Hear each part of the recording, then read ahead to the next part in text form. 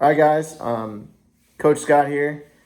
I'm a driver's ed teacher, and you should know that if you're in my second period class. But this, just in case you are not in this class, this is going to be a permit review for you. So I'm going to go ahead and start. Okay. As far as taking your permit test, it's 50 questions. Some of it's going to be on signs, and some of them are going to be laws. So the first law I want to talk about is the move over law. And with that is, if there's an emergency vehicle to the right or left, you either got to move over one lane or slow down to 20 miles an hour below the posted speed limit. So if the speed limit's 40, then you got to go 20. Okay. If you can't move over, you should be slowing down to that 20 mile an hour under the speed limit posted. And this is a law, so you got to do it. Hit and run. If you are involved in hit and run, meaning you leave the scene, you will be arrested. So if you're ever in an accident, you may not leave the scene. If it's a really heavy accident, you probably should not be leaving the scene at all, ever. But if it's not a very big one, it doesn't mean you can just take off. You got to make sure everyone's okay, and then therefore you can, deal with the other person as far as insurance issues and such. But if you leave the scene, it's called a hit and run. If an officer wants to pull you over, okay, and they put their lights on, you need to pull over to the right side of the road. And if there's not a shoulder, then you got to go either to the next best place. And if it's during the night, make sure you go to a well-lit area. If you get 12 points in 12 months on your permit or your license, you would lose it for a full year, okay? You're probably going to have to take a class to where you can knock those points down. But if you get 12 points in 12 months, which is a year, then you lose that license for a year. When can you be charged with a DUI? Anytime you are intoxicated, so alcohol, any type of drug, whether it's pills, it doesn't matter. Marijuana, it does not matter.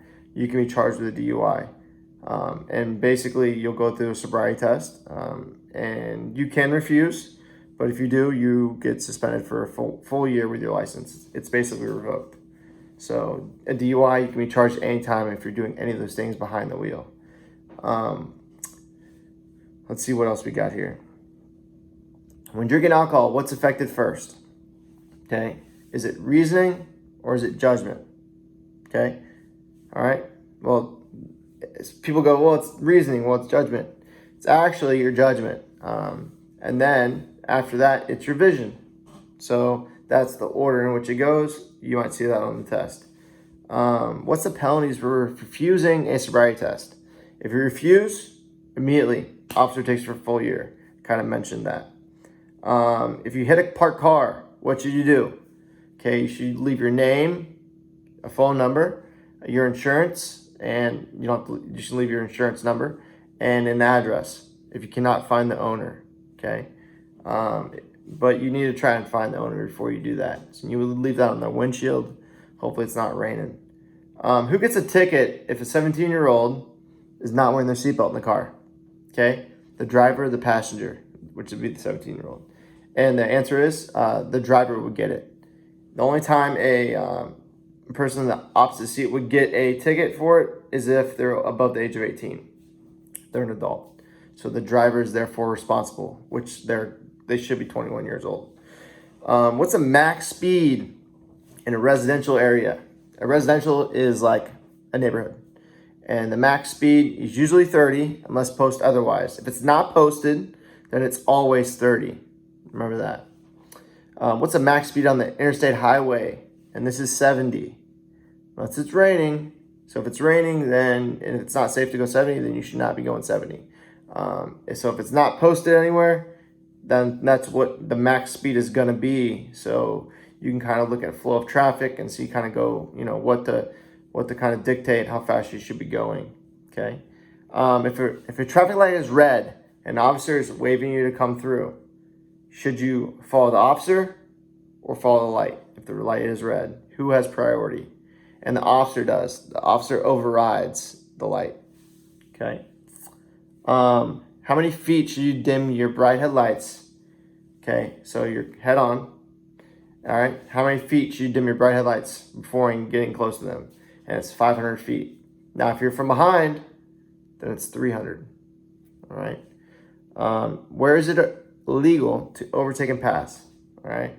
Hills, curves, railroad crossings, double yellow lines, any type of solid line, you should not be overtaking and passing. And those are the main ones. If you are parked, your car is parked, and you're uphill with a curb, okay, which way do you turn your wheel when you're parking? And if it's uphill with a curb, you turn the wheel left. If it's downhill, okay, with a curb, you take it right. If there is no curb, it's always going to be right. Okay, so no curb, right. What happens if you drive past an exit? What should you do? Okay. First things first, you stay calm, but make sure you just go to the next exit. It's not a big deal. It's going to happen, and it happens a lot. Okay. What happens if a bus is stopped on the opposite side of the highway and there's a median? Do you have to stop? And the answer is no, but make sure the footing is greater than 5 feet. So if it's just a line, then you probably should be stopping. If you're in the same lane or the same roadside as the bus, then you must always stop. Okay.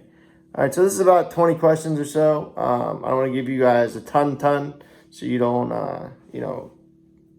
basically I don't want to make this video too long to where you can't listen to it and study for it. But these are about 20 questions that do appear on the permit test. This isn't a not exact thing, but this is something that's going to be in the Florida handbook. And, this is kind of how we're going to do things for you guys to study and hopefully, get that going. Okay. All right. So make sure you click the notifications button.